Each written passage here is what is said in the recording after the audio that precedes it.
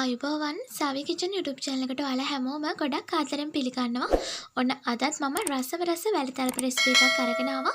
ඉතින් ඔයාලට ලොකු කෑලි 30ක් හදා ගන්න පුළුවන් මේ රෙසිපි එකෙන්. ඔන්න මම කැකුළු හාල් තමයි ගත්තේ, රෝස කැකුළු හාල් ග්‍රෑම් 500ක් අරගත්තා.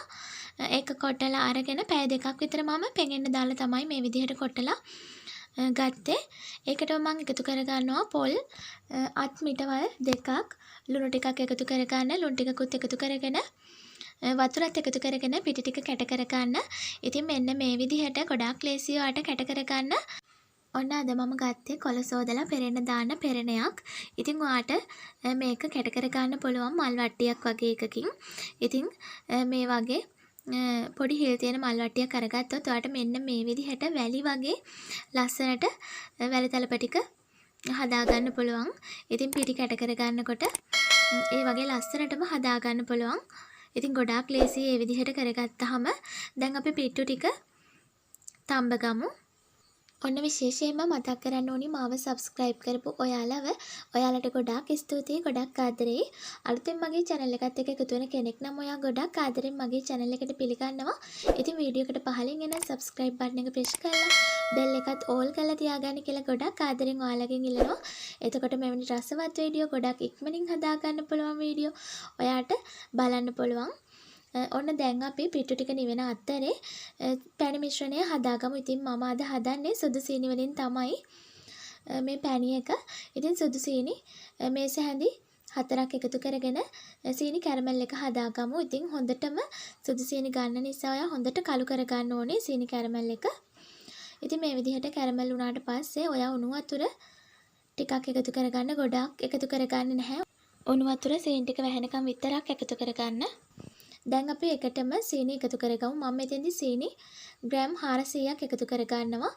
ඉතින් මෙන්න මේ විදිහට පැණි ටික උණු වෙන්න ඕනේ. ඉතින් මම පැණි ටික උණු වුණාට පස්සේ ලිප ඕෆ් කරගත්තා. මෙන්න මේ පදමට ඔයා පැණි ටික උණු කරගන්න. අන්තිම බිඳුව යන්තමින් නූලක් වගේ ඇදෙන පදමට පැණි ටික උණු කරගන්න ඕනේ. දැන් අපි මේක රස කරගන්න එනසල් කරල් 3-4ක් තරල එකතු කරගමු. ඒකට මම වැනිලා එසන්ස් ටිකකුත් එකතු කරගන්න. ඉතින් වැනිලා අත්‍යවශ්‍යම නැහැ. ඔයාට තියෙනවා නම් විතරක් දාගන්න පුළුවන්.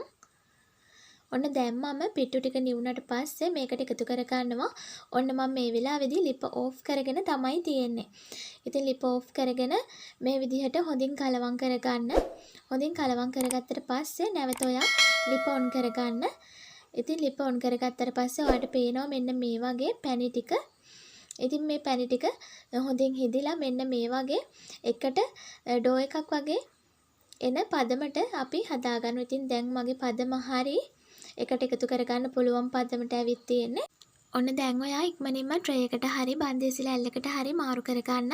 ඉතින් අපි කලින්ම මේ ලෑල්ල හරි ට්‍රේ එක හරි ලෑස්ති කරලා තියාගන්න ඕනේ. ඉතින් ලෑල්ලට බටර් ටිකක් ගාලා ඔයාට ලෑස්ති කරගන්න පුළුවන්. එහෙම නැත්නම් පිටි ටිකක් ඉහලා ලෑස්ති කරගන්නත් පුළුවන්. ඉතින් මම ඉක්මනින්ම දාගෙන මේ විදිහට ලස්සනට හදාගත්තා. දැන් අපි කෑලි කපා ගමු. ඉතින් අවශ්‍ය ප්‍රමාණයට මැනලා ඔයාට කෑලි කපා ගන්න පුළුවන්.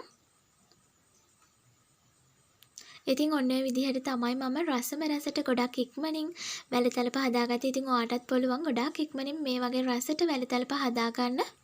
ඉතින් ඔයාට මීට වඩා වැඩි ප්‍රමාණයක් හදනවා නම් මම දීපු රෙසිපි එක දෙගුණ කරලා අරගෙන හදන්න පුළුවන්.